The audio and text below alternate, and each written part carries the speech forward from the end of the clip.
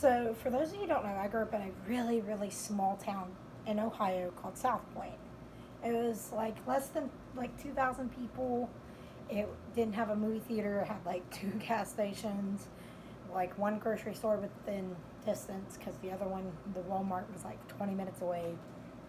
It was a very, very small, tight knit community. Something happens like majorly, it's like it's like the whole neighborhood knows within minutes. So, and by the way, I'm going to stop right here and say there is going to be talks of like depression thoughts and like suicidal thoughts. So this is the trigger warning. Only continue this video if you're okay with it. I will be sure to include like links for like RAINN and stuff in my bio for each video. That way you have resources. So yeah, let's start from my freshman year. So I started high school and I was a little bit older than the other kids. I got held back and I was a little bit older than the other kids. And I was 15 and I didn't really have many friends. I had like a couple of friends who, well, I was more their friend than they were my friends. They kind of just, I was kind of like their pity friend or whatever. So I didn't really have much friends, and the one person that I talked to was a senior. It was my niece. Yes, I know it's weird. I'll explain that another time. But she was a senior, so I only saw her like once at lunch. I didn't really get to hang out with her, talk to her, and then in the morning I didn't really get to hang out with her either. So I didn't really have a lot of friends, and I was, I want to say I was kind of shy, but at the same time I was kind of outgoing. Like I was always willing to be nice and talk to someone, but that they didn't care. They didn't want to be nice to me. And there was a girl. I'm not gonna say her name. We'll call her, we'll call her Jane Doe. I just really wanted to be Jane Doe's friend. Like I just wanted to fit in with her. I just wanted to be her friend. I had a mutual friend of hers that, one of my, like I said, I was more their friend than they were my friend. And I really wanted to be this girl's friend, but she was so, so cruel to me. She was so mean to me. I asked my mom, what's so wrong with me? Can I just switch schools? Because it started out fairly early, bullying did.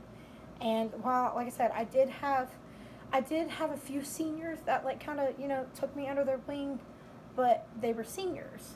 They were gonna leave after a year. Like I wanted friends that were my age, that I could have for like throughout high school. And I ended up having one friend throughout high school I still talk to now. I still talk to her now. She's one of my best friends. Her name's Mariah. Shout out to her. So she did have my back when the time, like when it came to having my back.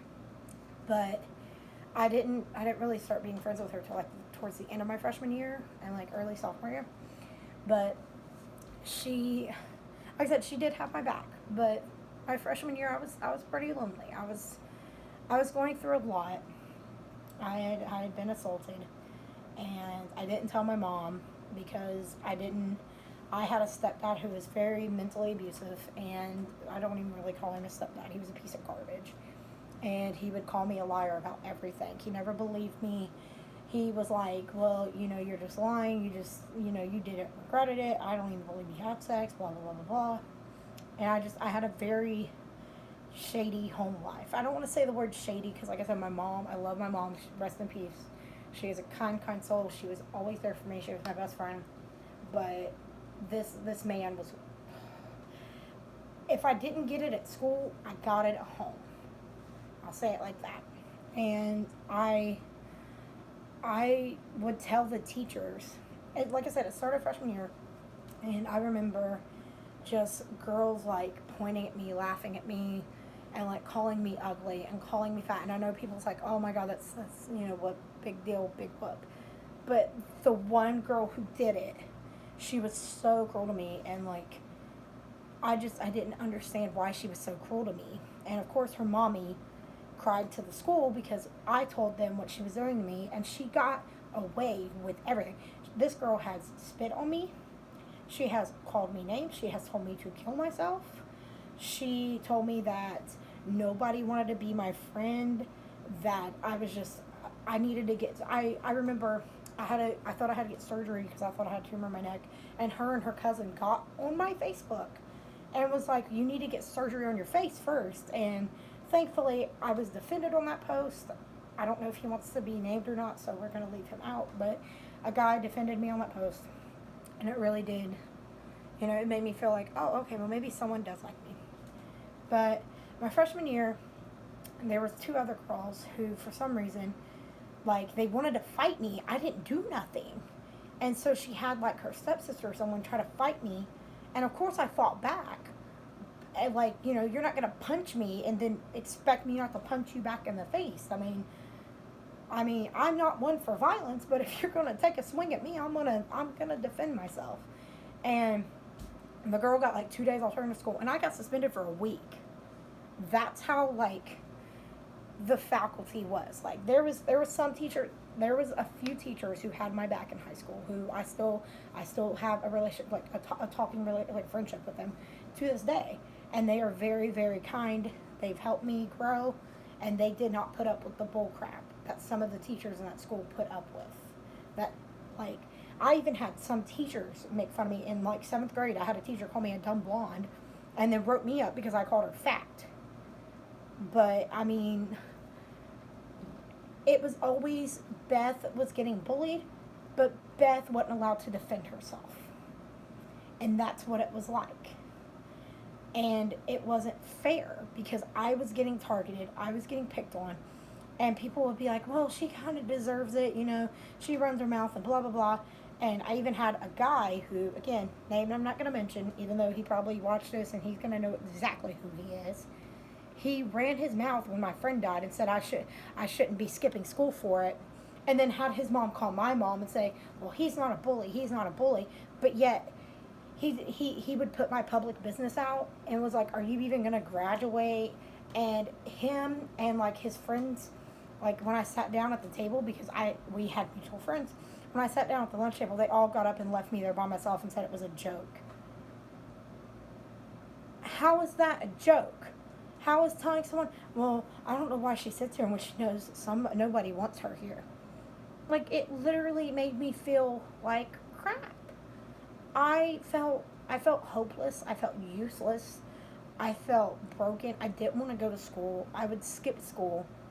And I would cry myself to sleep begging God, like, what am I doing wrong here? Please help me. It was a horrible, horrible feeling.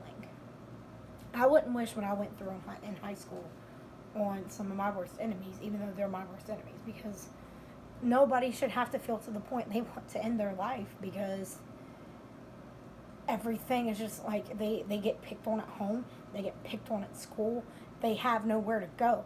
They're getting picked on. Like, there was a website called Topics, and it's like you put someone's name on there and they trash talk you. I was the number one trending topic on that website for the state of, well, I wouldn't say the state of Ohio, for the Lawrence County topic. I was the number one topic on there because people was on there telling me I need to kill myself and that I was disgusting and I was fat and I was ugly and nobody wanted me and nobody loved me, and talking about my home life, and it just, like, it was horrible. I felt like I had nobody. Like, I felt like just going to the bathroom and sitting there all day because what's the point of going to class? Can't learn, being picked on, getting things thrown at me, getting called names. Like, I don't even, like, understand how someone could be so cruel with their life that they want to pick on someone who did nothing wrong. Now, I know y'all are watching this probably thinking, oh my gosh, she's another victim, she's just wanting pity. I really don't. I don't. I'm a grown woman now. I'm thriving with my life. I'm doing a lot better than half these bullies are. And it's not even that. I just think the way that I was treated and the fact that the faculty of that school and the principal of that school, I will talk about in the next video, let it go and singled me out and blamed me for everything should not be hid under a rug. It should be exposed. It should be out there. School is a place for you to go and learn. Sometimes that's all people have is going to school and getting an education. And they can't do that if staff is picking on them. People are picking on them. Staff refuses to do anything because parents are complaining, oh, well, my kid didn't do it. You don't have proof. My kid ain't getting such and such attention. And that's not fair to me. That's cruel. And I'm sick of it. Actually, I watched a Netflix documentary about the Steuben, trigger warning coming up, about the Steubenville, Ohio rape case. And that school hid it. And they hid another case that happened like 6 months before, like the one that went like viral. And I thought, that town is bigger than my town, and they hid it. So why, and they got exposed for it, and they got punished for it, so why can't South Point? Why, and why does South Point suddenly care about bullying and wanting to deal with the issues? Because they didn't give a crap. I almost cussed them. Try not to cuss. They didn't give a crap when I was getting bullied. When I was begging teachers to write them up or to do something. I was skipping classes. I wasn't going nowhere. I didn't have no friends to go anywhere. I didn't go to dances. I didn't do anything because it was always, ew, it's Beth. Ew, we got Beth disease. That's how immature it was. So, for this series, I'm coming to an end right now. For this series, I'm going to be taking you through this journey, my high school journey, and talking about one particular bully. Again, I'm not going to say names. A principal who didn't give a crap. She singled me out herself. And teachers that just overlooked it because they didn't know what to do. And by they didn't know what to do, they didn't want to deal with it. So, if you're still watching this video after all this, thank you for listening to me ramble on. I know I'm ADD and it's really hard to I'm all over the place. I promise my next video will be more organized with my thoughts. And yeah, make sure you give this video a thumbs up and make sure you subscribe because like I said, I'm going to be posting, I'm going to try to post like 2 days a week, but since I'm doing 2 videos now, I probably won't post again until Wednesday or Thursday. So I'm going to try to post a lot to tell you this story, and thank you for listening, and I'll see you guys soon. Bye.